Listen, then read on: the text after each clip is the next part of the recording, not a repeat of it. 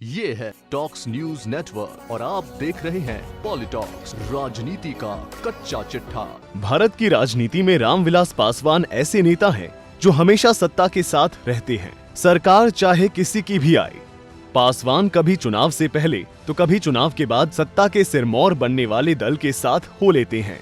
इसी वजह से कई नेता उन्हें राजनीति का मौसम विज्ञानी कहते हैं। पासवान फिलहाल एनडीए का हिस्सा हैं और दावा कर रहे हैं कि नरेंद्र मोदी फिर से प्रधानमंत्री बनेंगे। रामविलास पासवान का यह दावा कितना सही होगा, यह तो चुनाव परिणाम आने के बाद पता चलेगा, लेकिन उनकी सियासत पर सबकी नजर है।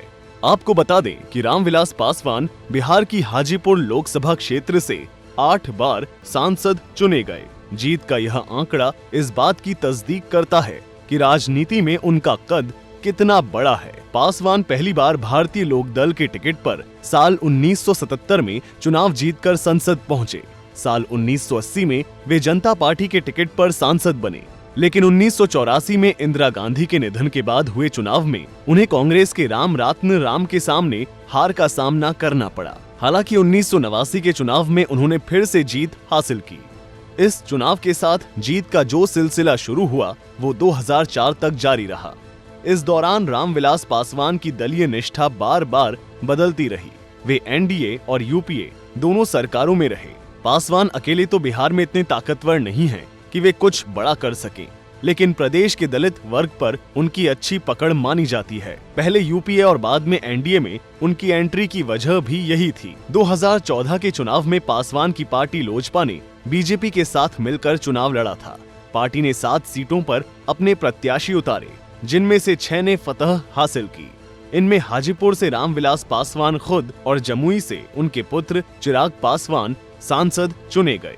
पासवान इस बार के चुनाव में एनडीए में शामिल हैं। इस बार उनकी पार्टी को 6 सीटें मिली हैं। इस बार रामविलास पासवान चुनावी मैदान में नहीं हैं। 1977 के बाद यह पहला मौका है जब वे लोकसभा का चुनाव नहीं लड़ रहे हैं। उनकी परंपरागत हाजीपुर सीट से इस बार रामविलास पासवान के भाई और बिहार सरकार के मंत्री पशुपति कुमार पारस चुनाव लड़ रहे हैं। वहीं जमुई से रामविलास के पुत्र चिराग एक बार फिर चुनावी मैदान में हैं। राजनीति के जानकारों की माने तो इस चुनाव में रामविलास पासवान की प्रतिष्ठा दांव पर है। बताया जा रहा है कि दलितों के बीच अब उनकी पहले जैसी पकड़ नहीं बची है। उनकी पार्टी के उम्मीदवार अपनी सीटों पर तो दलित वोट हासिल कर रहे हैं, लेकिन बीजेपी और जेडीयू के उम्मीदवारों के खाते में इसे ट्रांसफर नहीं करवा पा रहे। जानकारों के मुताबिक प्रदेश की कुछ सीटों को छोड़कर ज्यादातर पर दलित समाज पूरी तरह से महागठबंधन के पक्ष में लामबंद दिखाई दे रहा है।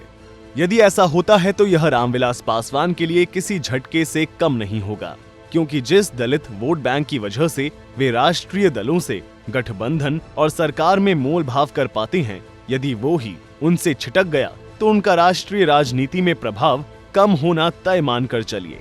इन कयासों में कितना दम है इसका पता तो 23 मई को नतीजे आने के बाद ही चलेगा। ये भी तभी साफ होगा कि सियासत के मौसम विज्ञानी कहे जाने वाले पासवान का अनुमान इस बार सही साबित होता है या गलत। शुभम शर्मा, पॉलिटॉक्स न्यूज, जयपुर। ये है टॉक्स न्यूज नेटवर्क और आप देख रहे हैं पॉलिटॉक्स, राजनीति का कच्चा चिट्ठा।